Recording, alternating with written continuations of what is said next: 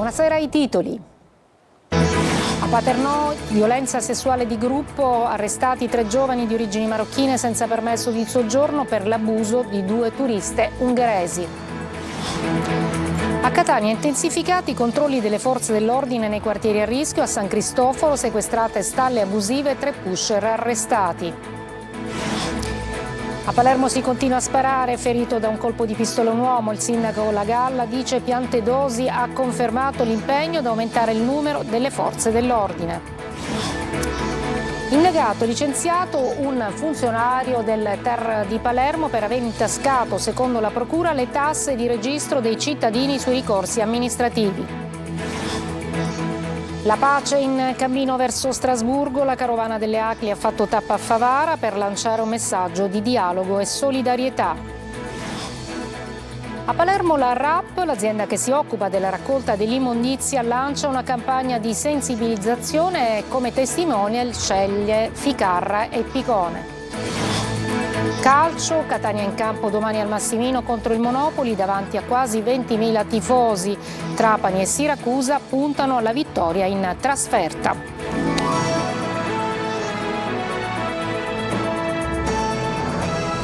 Eccoci, ancora buonasera. È dunque stato convalidato l'arresto per i 3 giovani di origine marocchina senza permesso di soggiorno, arrestati per violenza sessuale di gruppo nei confronti di 2 turiste ungheresi a Paternò, nel Catanese. Sentiamo Orazio Longo. Li hanno bloccati su un van che è stato trovato grazie al localizzatore del cellulare di una delle vittime attivato da una sorella che aveva segnalato la scomparsa al 112. 3 migranti di origine marocchina di 21, 22 e 24 anni senza permesso di soggiorno in Italia sono stati arrestati dalla polizia a Paternò, nel Catanese, per violenza sessuale nei confronti di 2 giovani turiste ungheresi. Le ragazze avevano accettato un passaggio per tornare al loro B&B, ma questi le hanno portate in un luogo isolato, costringendole a subire atti sessuali. L'arresto è stato convalidato dal GIP, che ha emesso nei confronti degli indagati la misura della custodia in carcere per violenza sessuale di gruppo. La polizia ha ricostruito la dinamica dell'accaduto. Le 2 ragazze, dopo una giornata al mare a Catania, avrebbero accettato un passaggio da 2 giovani che si erano offerti di accompagnarle al B&B in cui alloggiavano. Dopo un breve tragitto però i ragazzi le avrebbero portate fuori città e avrebbero iniziato a palpeggiarla in tutto il corpo. A un certo punto avrebbero fatto salire a bordo un loro connazionale che avrebbe costretto le ragazze ad assumere cocaina. I 3 avrebbero compiuto atti sessuali nonostante i continui dinieghi delle vittime. Poi una di loro sarebbe riuscita a telefonare alla sorella, che era con un'altra amica a Catania, dicendole di essere in pericolo e chiedendole di localizzarla con l'applicativo del cellulare, fornendo anche il numero di targa del furgone. Le volanti hanno rintracciato i 5 in una piazza di Paternò. Le 2 turiste erano in lacrime su una panchina e i 3 giovani erano vicino a loro. Le giovani sono state trasportate in ospedale e poi hanno presentato una formale denuncia. I 3 uomini sono stati arrestati. A Catania si attende per venerdì prossimo la Commissione Nazionale Antimafia. Intanto proseguono i controlli delle forze dell'ordine nei quartieri più a rischio. Luca Ciliberti. Sicurezza a Catania, l'attenzione resta altissima. Nelle ultime ore nuove attività di controllo straordinario a San Cristoforo, quartiere ad alta densità criminale a Catania. Oltre 50 poliziotti hanno battuto palmo a palmo il territorio, sgominando alcune fiorenti piazze di spaccio. Scoperti anche numerosi allacci abusivi alla rete elettrica e alcuni garage trasformati in stalle abusive. Nello stesso quartiere la prefettura ha coordinato una nuova operazione interforze ad alto impatto, eseguiti oltre 600 controlli tra Picanello e San Cristoforo, in manette 3 spacciatori, al setaccio chioschi, bar e centri scommesse, luoghi spesso ritrovo della criminalità. Alla luce dei recenti fatti di cronaca, sparatori notturni, violenze di gruppo e non ultimi 2 omicidi in pochi mesi per mano di 2 parcheggiatori stranieri abusivi, venerdì prossimo si riunirà a Catania la Commissione Nazionale Antimafia. È fondamentale che lo Stato faccia sentire la propria vicinanza ai cittadini catanesi con fermezza e soprattutto con atti concreti. E la Commissione Antimafia sarà qui per ascoltare, approfondire e dare un segnale forte di presenza alle istituzioni. La Commissione, come ha già fatto altre volte, si adopererà per cercare di dare un contributo e per esercitare le proprie prerogative volte appunto ad approfondire ma anche a rassicurare il contesto sociale. Dai primi esiti dell'autopsia disposta sul cadavere di Alessandro Indura, infine emerge che il 40enne è stato ucciso da una coltellata scagliata al culmine della lite con il parcheggiatore abusivo etiope conosciuto nel quartiere come Thomas all'interno dell'area di sosta della MTS in Corso Sicilia. Adesso a Palermo ancora spari, un ferito a Ballarò, un uomo di 49 anni è stato raggiunto da un colpo di pistola, non è in pericolo di vita ma si riaccende l'allarme sicurezza in città. Marco Gullà. La legalità uccide, 41 bis, uguale tortura. Siamo nel cuore del quartiere Ballarò e proprio qui, ieri sera, si è tornato a sparare. Proprio davanti a queste scritte un uomo, Antonino Madonia, di 49 anni, è stato raggiunto da un colpo d'arma da fuoco. Contro Madonia sarebbero stati esposti 4-5 colpi di pistola. Solo uno è andato a segno. I carabinieri hanno passato al setaccio la zona per cercare bossoli e tracce della sparatoria. Si stanno acquisendo le immagini dei sistemi di videosorveglianza della zona per cercare di risalire agli autori del ferimento e ricostruire anche i possibili motivi. Un episodio che torna a far scattare l'allarme sicurezza nel centro storico. Proprio qualche giorno fa il ministro dell'Interno Matteo Piantedosi preannunciava un irrobustimento di uomini per far fronte all'emergenza. Ha confermato l'impegno del Ministero a irrobustire le fila delle forze dell'ordine che operano a Palermo. Credo che all'interno del Comitato Provinciale per l'Ordine e la Sicurezza Pubblica si sia fatto e si stia facendo un buon lavoro attraverso il dispiegamento interforze sul territorio, al quale partecipa anche la Polizia Municipale. E come vediamo da queste immagini, in via Macheda ci sono presidi fissi delle forze dell'ordine, ma come è noto, dal tramonto in poi, in questa fascia di città cambia tutto. Del resto c'è chi è convinto che la legalità uccide. A Messina la polizia ha arrestato per usura un uomo accusato di aver prestato denaro a tassi usurai appunto a 2 imprenditori in difficoltà economiche. L'usuraio è stato preso subito dopo aver incassato da una delle 2 vittime una rata del debito. E adesso a Caltanissetta, o meglio a Gela, il procuratore dei minori Cosentino lancia l'allarme. Troppi adolescenti scelgono la strada sbagliata, spinti da solitudine e famiglie fragili. GR Italia. Senso di impunità e voglia di soldi facili legati allo spaccio e al consumo di droga. Gela, cuore del Nisseno, resta terreno fertile per una delinquenza minorile che non arretra. A denunciarlo il procuratore per i minori Rocco Cosentino dopo l'arresto dei 2 giovanissimi responsabili della spaccata in pieno centro storico a Gela ai danni di una gioielleria. Per la procura per i minorenni non è un caso isolato, ma il riflesso di un fenomeno radicato. Ragazzi poco più che adolescenti che scelgono la violenza per sentirsi forti, spesso cresciuti in contesti familiari fragili, quasi sempre lasciati soli. Eppure dietro questi gesti brutali ci sono storie di fragilità. Il 99%, ribadisco, questo numero delle responsabilità per i problemi che affliggono i giovani è da ricondursi alla famiglia. È da dire però che se molte volte per la nostra esperienza quotidiana è vero che la famiglia trascura i giovani, però è anche vero che ci sono dei casi positivi, cioè che fanno ben sperare nel futuro. Ma non è tutto buio, esistono giovani che hanno scelto di ribellarsi a questo destino, percorsi di recupero che dimostrano come cambiare sia possibile. Nel 50-60% dei casi gli utenti, diciamo così, minori del nostro servizio a tutela loro e tutela non si fanno più rivedere presso i nostri uffici. Ciò che vuol dire che non delinquono più. Un segnale positivo arriva anche dai numeri. Dal 2021 a oggi i reati commessi dai minori nel Nisseno sono diminuiti di oltre il 30%, un'inversione di tendenza che mostra come il futuro di Gela e dei suoi ragazzi non sia scritto, ma ancora tutto da costruire. Un funzionario del Tribunale amministrativo regionale di Palermo è accusato di aver intascato le tasse di registro che cittadini e avvocati pagano per i ricorsi amministrativi. Per lui è scattato il licenziamento ed ora è indagato dalla Procura Penale e dalla Corte dei Conti. Manlio Viola. C'è un buco nelle casse del TAR della Sicilia, un buco nei conti delle tasse che vengono pagate dai cittadini per presentare ricorso al Tribunale amministrativo. Si tratta di importi che vanno da 300 a 6.000 euro per ogni ricorso presentato a seconda del valore del contenzioso, soldi che però nelle casse del TAR non ci sarebbero. La scoperta è stata fatta dagli stessi giudici amministrativi dopo il passaggio di consegne alla guida dell'ufficio che si occupa di questi incassi. La vicenda è stata scoperta qualche tempo fa, ma era rimasta sotto silenzio fino ad adesso.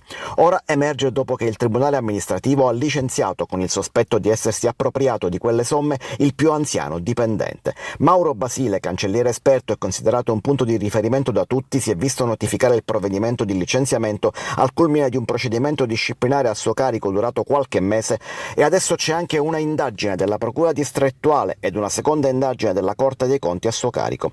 Le verifiche sono state delegate da entrambi alla Guardia di Finanza. Dal TAR nessun commento se non la conferma dei fatti e il dispiacere per una vicenda grave, oltre al riserbo dovuto alle indagini in corso, con una sola precisazione: è stato lo stesso Tribunale amministrativo a scoprire l'ammanco e avviare il procedimento disciplinare, segnalando l'accaduto alle procure competenti. Calcio, campionato di Serie D. Dopo lo sfondamento del cordone di sicurezza della polizia da parte degli ultra e altri episodi di violenza, sono state vietate le prime 2 trasferte ai tifosi di Nissa e San Cataldese. Il servizio di Rita Cinardi. Prime 2 trasferte vietate nel campionato di Serie D per i tifosi di Nissa e San Cataldese. Il comportamento tenuto da alcuni ultra durante la partita di Coppa Italia del 31 agosto penalizzerà i tifosi delle 2 squadre, che in molti casi avevano già prenotato il bus per andare a supportare le rispettive società. Grazie al servizio d'ordine organizzato dalla Questura di Caltanissetta, che ha messo in campo una vera e propria corazzata di agenti, non si sono verificati gravi incidenti, ma come si può vedere dalle immagini, tra gli episodi più gravi poco prima della partita si è registrato un vero e proprio sfondamento da parte dei tifosi della San Cataldese del cordone di polizia posto a sicurezza dell'ingresso. Inoltre, nel pre-partita i tifosi avrebbero più volte cercato di scontrarsi fuori dallo stadio senza riuscirvi grazie all'intervento dei poliziotti del dispositivo di ordine pubblico, agenti contro i quali sarebbero state scagliate pietre e mattoni che per fortuna non sono andati a bersaglio. Gli ultra della San Cataldese avrebbero poi danneggiato alcune strutture dello stadio Tomaselli. Intanto il questore Pinuccio Albertino Agnello ha emesso il primo daspo nei confronti di un 19enne tifoso della San Cataldese che è stato trovato con 2 fumogeni nascosti sotto i vestiti. Al vaglio della polizia la posizione di diversi ultra di entrambe le tifoserie, nei confronti dei quali saranno emessi altri daspo. A questo punto è molto probabile che i prossimi incontri tra Nissa e San Cataldese, nella migliore delle ipotesi, si giochino senza la presenza di pubblico avversario, se non a porte chiuse. Archiviata l'inchiesta sulla mostra milionaria della Sicilia a Cannes. Niente processo penale per i funzionari regionali che firmarono i contratti da 3.700.000 euro in 3 anni, nonostante il TAR abbia deliberato che quell'affidamento senza gara fosse illegittimo. Manlio Viola.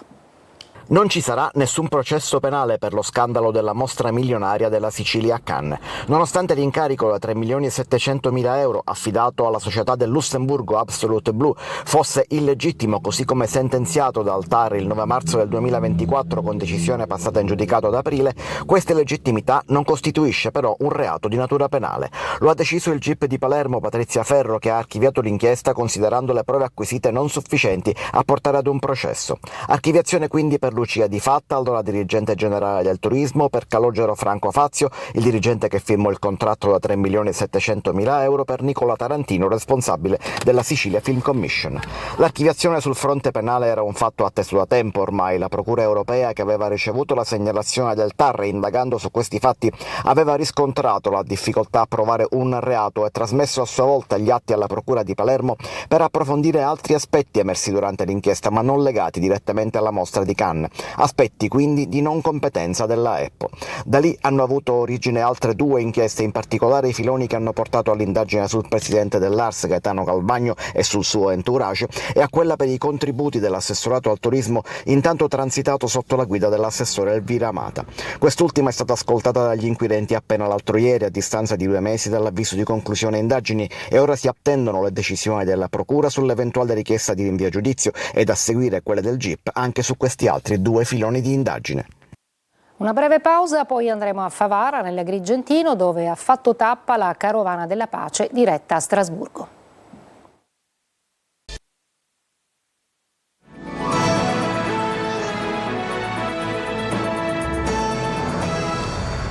La pace in cammino da Palermo a Strasburgo. La Carovana delle Acli ha fatto tappa a Favara per rilanciare dal cuore della Sicilia un messaggio di dialogo e solidarietà che attraverserà l'Europa. Davide Sardo.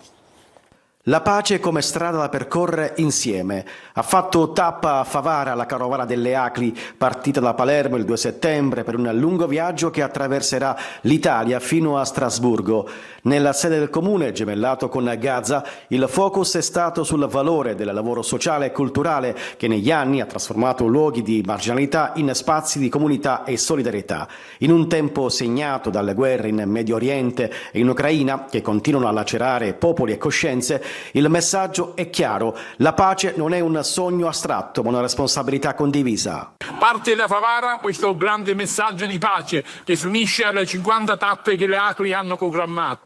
Partecipiamo tutti a questa carovana che si muove, questo è un messaggio veramente che deve andare nel cuore di tutti quanti, nel cuore dei cittadini, ma che deve arrivare principalmente nel cuore dei potenti perché questa pace possa trionfare. La carovana proseguirà in Sicilia con le tappe di Siracusa e Catania. Proprio nel capoluogo etneo sarà presente l'arcivescovo Luigi Renna per sottolineare la dimensione etica e comunitaria del cammino di pace. Un messaggio che parte dal sud e viaggia verso l'Europa. Costruire la pace è possibile, ma solo se diventa impegno quotidiano di tutti.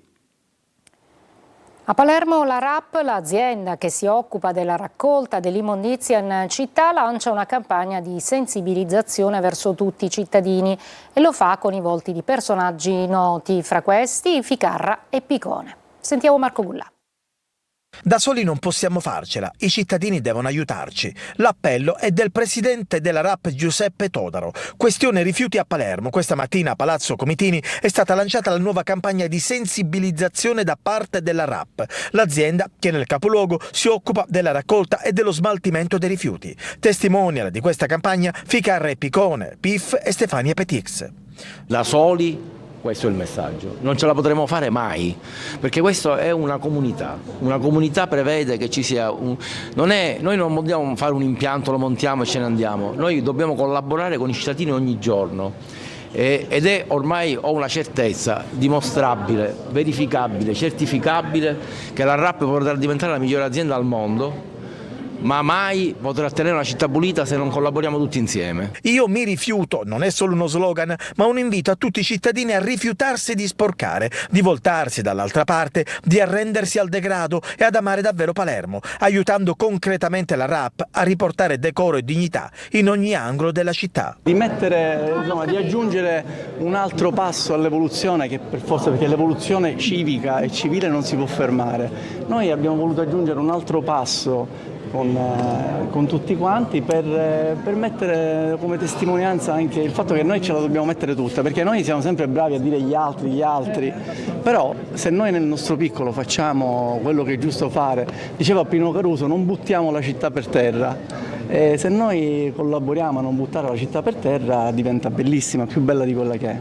Alla RAP sono in arrivo nuovi mezzi, sono previste nuove assunzioni e sono già attive fototrappole contro gli incivili che abbandonano i rifiuti per strada. Una breve pausa e poi il calcio. Il Catania domani affronterà al Massimino il Monopoli e Trapani e Siracusa sono pronte alla vittoria in trasferta.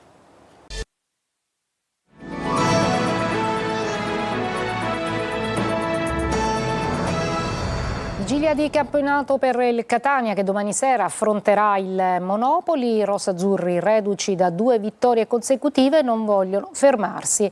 A trascinarli un Massimino che si preannuncia stracolmo. Francesco Triolo. 2 vittorie consecutive, l'affidabilità della difesa, la solidità mostrata nell'ultima partita di Cava dei Tirreni. Il Catania però adesso è chiamato ad un'ulteriore conferma. Al Massimino domani sera arriva il Monopoli ed è già una delle partite più attese, una di quelle più insidiose di questo avvio di campionato per la squadra di Mimmo Toscano. Tecnico che dovrebbe confermare la stessa formazione che ha conquistato 2 vittorie consecutive, dando un segnale importante al campionato, ma prima di tutto al suo stesso ambiente. E infatti il Massimino sarà stracolmo, pronto a trascinare i rossazzurri. Noi dobbiamo essere concentrati e rimanere concentrati su noi stessi, fare le cose per bene, la cosa più importante, le cose che sappiamo fare, avere sempre la percezione del pericolo. Rispetto alla vittoria di Siracusa, i pugliesi avranno a disposizione in più anche Giovanni Volpe, arrivato in prestito dal Catanzaro, e da ultimo Riccardo Calcagni, centrocampista classe 94, tesserato in chiusura di mercato dal Novara. È una squadra che la passata stagione ha fatto un ottimo campionato, lo vuole ripetere, Quindi le insidie di una gara ci sono tutte. Noi dobbiamo essere pronti, carichi, ed essere pronti soprattutto a quelle che potrebbero essere le situazioni da sfruttare noi e limitare le loro. Calcio d'inizio alle 20:30 e su Telecolor confermato l'appuntamento con Diretta Stadio, 3 ore live dal Massimino con il racconto del match di Angelo Patanè, Carlo Breve e Marco Carli, le interviste ai protagonisti in anteprima nel post gara, le analisi dei nostri inviati e in studio i messaggi WhatsApp, risultati e classifiche, in più i contributi social e il live streaming su siciliaweb.it. Trapani e Siracusa in trasferta questo fine settimana. Il Trapani domani alle 17:50 affronterà il Sorrento sul neutro di Potenza. Il Siracusa, rinforzatosi dopo gli ultimi acquisti, domenica alle 20:30 andrà a far visita all'Audace Cerignola. Sentiamo Franco Cammarasana.